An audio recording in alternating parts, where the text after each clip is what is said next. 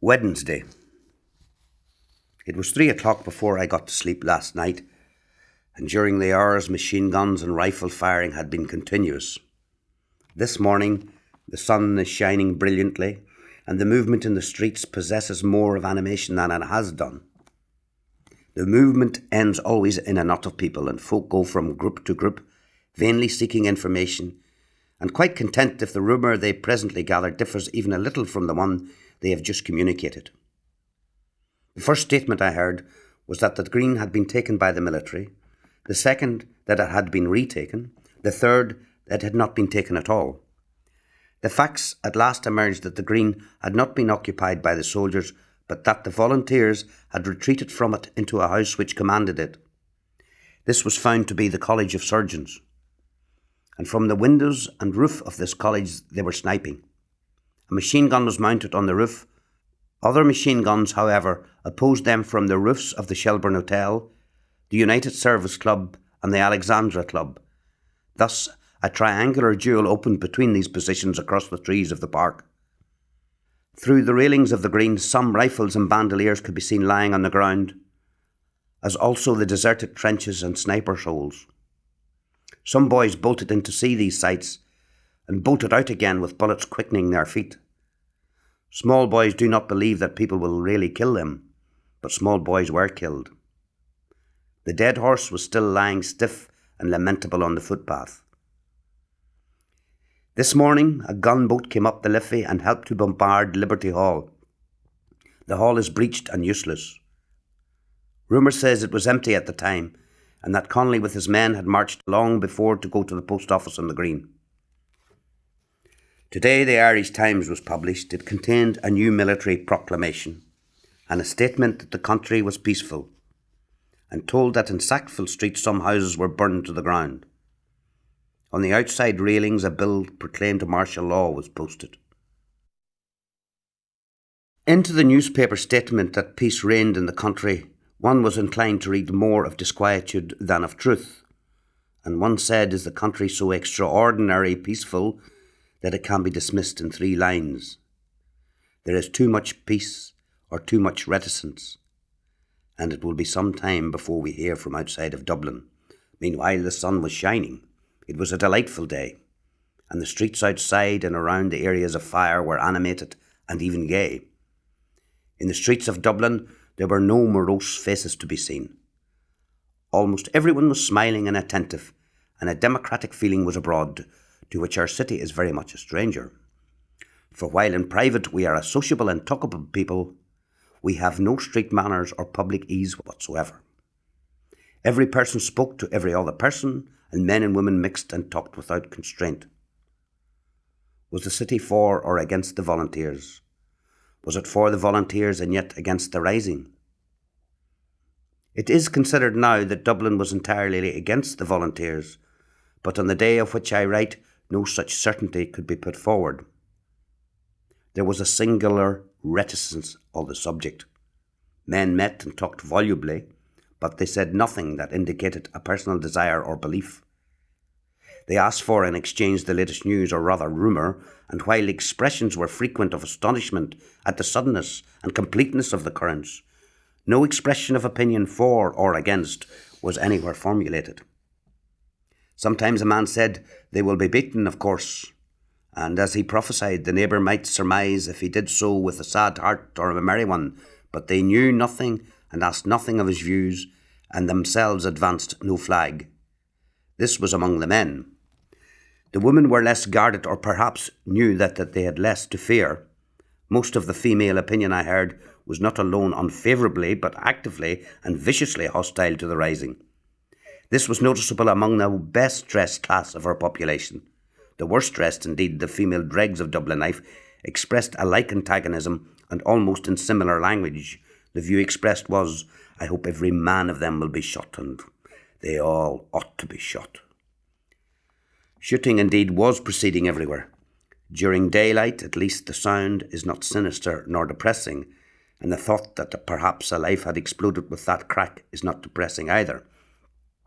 In the last 2 years of World War, our ideas on death have undergone a change. It is not now the furtive thing that crawled into your bed in which you fought with pillboxes and medicine bottles. It has become again a rider of the wind whom you may go coursing with through the fields and open places. All the morbidity is gone, and the sickness, and what remains to death is now health and excitement.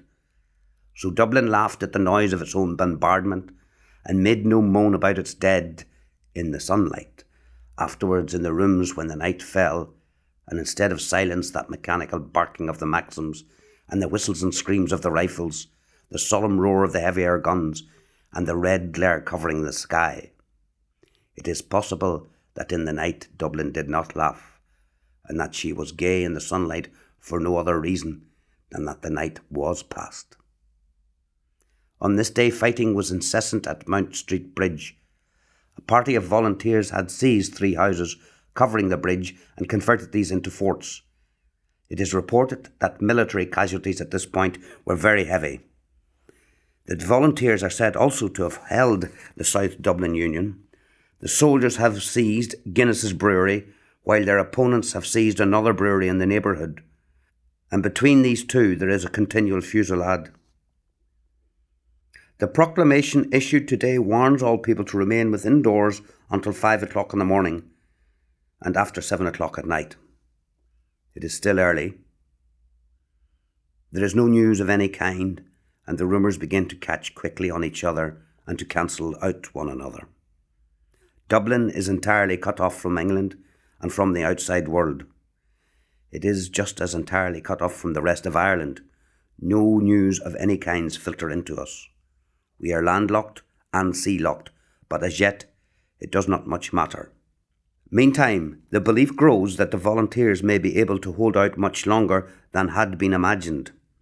The idea at first among the people had been that the insurrection would be ended the morning after it had begun. But today, the insurrection having lasted 3 days, people are ready to conceive that it may last forever. There is almost a feeling of gratitude towards the volunteers because they are holding out for a little while. For had they been beaten the first or second day, the city would have been humiliated to the soul. People say, "Of course they will be beaten." The statement is almost a query, and they continue, "But they're putting up a decent fight." For being beaten does not greatly matter in Ireland, but not fighting does matter. They went forth always to the battle, and they always fell. Indeed, the history of the Irish race is in that phrase. The firing from the roofs of Trinity College became violent.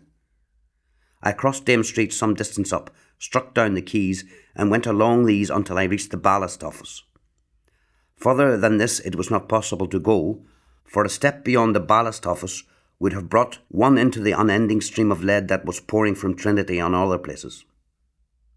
I was looking on O'Connell Bridge and Sackville Street, and the house facing me was Kelly's, a red brick fishing tackle shop, one half of which was on the quay and the other half in Sackville Street.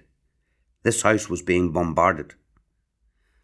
I counted the report of 6 different machine guns which played on it.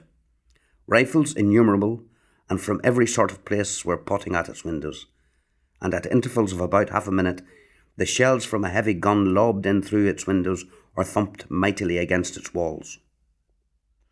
For 3 hours that bombardment continued, and the walls stood in a cloud of red dust and smoke. Rifle and machine gun bullets pattered over every inch of it, and unfailingly the heavy gun pounded its shells through the windows. One's heart melted at the idea that human beings were crouching inside that volcano of death, and I said to myself, not even a fly can be alive in that house. No head showed at any window. No rifle cracked from window or roof in reply. The house was dumb, lifeless, and I thought every one of those men are dead.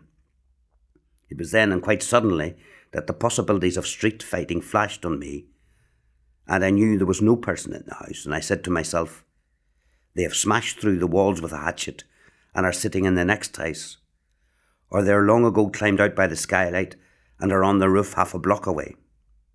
Then the thought came to me, they have and hold the entire of Sackville Street down to the post office. Later on this proved to be the case, and I knew at this moment that Sackville Street was doomed. I continued to watch the bombardment, but no longer with the anguish which had before torn me. Nearby there were 4 men, and a few yards away, clustered in a laneway, there were a dozen others. An agitated girl was striding from the further group to the one which I was, and she addressed the men in the most obscene language which I have ever heard. She addressed them man by man, and she continued to speak and cry and scream at them with all that obstinate, angry patience of which only a woman is capable. She cursed us all. She called down diseases on every human being in the world excepting only the men who were being bombarded. She demanded of the folk in the laneway that they should march at least into the roadway and prove that they were proud men and were not afraid of bullets. She had been herself into the danger zone, had stood herself in the track of the guns, and had there cursed her fill for half an hour, and she desired that the men should do at least what she had done. This girl was quite young, about 19 years of age, and was dressed in the customary shawl and apron of her class. Her face was rather pretty, or it had that pretty slenderness and softness of outline which belonged to youth. But every sentence she spoke contained half a dozen indecent words. Alas, if only that her vocabulary was not equal to her emotions, and she did not know how to be emphatic without being obscene. It is the cause of most of the meaningless swearing one hears today. She spoke to me for a minute, and her eyes were as soft as those of a kitten, and her language was as gentle as her eyes. She wanted a match to light a cigarette, but I had none, and said I also wanted one. In a few minutes she brought me a match, and then she recommenced her tireless weaving of 6 vile words into hundreds of stupid sentences. About 5 o'clock the guns eased off of Kelly's. To the inexperienced eyes they did not seem to have done very much damage. But afterwards one found that although the walls were standing and apparently solid, there was no inside to the house. From roof to basement, the building was bare as a dog kennel. There was no floors inside. There was nothing there but blank space, and on the ground within was the tumble and rubbish that had been roof and floors and furniture. Everything inside was smashed and pulverised into scrap and dust, and the only objects that had consistency and their ancient shape were the bricks that fell when the shells struck them. During this time there had been no reply from the volunteers, and I thought they must be husbanding their ammunition, and so must be short of it, and that it would be only a matter of a few days before the end. All this, I said to myself, will be finished in a few days, and they will be finished. Life here will recommence exactly where it left off, and except for some newly filled graves, all will be as it had been until they became a tradition and entered the imagination of their race. I spoke to several of the people about me and found the same willingness to exchange news that I had found elsewhere in the city, and the same reticence as regarded their private opinion. 2 of them indeed, and they were the only 2 I met during the resurrection, expressed, though in measured terms, admiration for the volunteers, and while they did not side with them, they did not say anything against them. One was a labouring man, the other a gentleman. The remark of the latter was, "I am an Irishman," and pointing to the shells that were bursting through the windows in front of us. "I hate to see that being done to other Irishmen." He had come from some part of the country to spend the Easter holidays in Dublin and was unable to leave town again. The labouring man, he was about 56 years of age, spoke very quietly and collectedly about the insurrection. He was a type with whom I had come very little in contact, and was surprised to find how simple and good his speech was, and how calm his ideas. He thought Labour was in the movement to a greater extent than was imagined. I mentioned that Liberty Hall had been blown up, and that the garrison had either surrendered or been killed. He replied that a gunboat had that morning come up the river and had blown Liberty Hall into smash. But, he added, there was no men in it. All the Labour volunteers had marched with Connolly into the post office. He said the Labour volunteers might possibly number about 1,000 men, but that it would be quite safe to say 800. And he held that the Labour volunteers, or the citizens' armies, as they called themselves, had always been careful not to reveal their numbers. They had always announced that they possessed about 250 men, and had never paraded any more than that number at any one time. Working men, he continued, knew that the men who marched were always different men. The police knew it too. But they thought that the Citizens' Army was the most deserted from force in the world. The men, however, were not deserters. You don't, he said, desert a man like Connolly.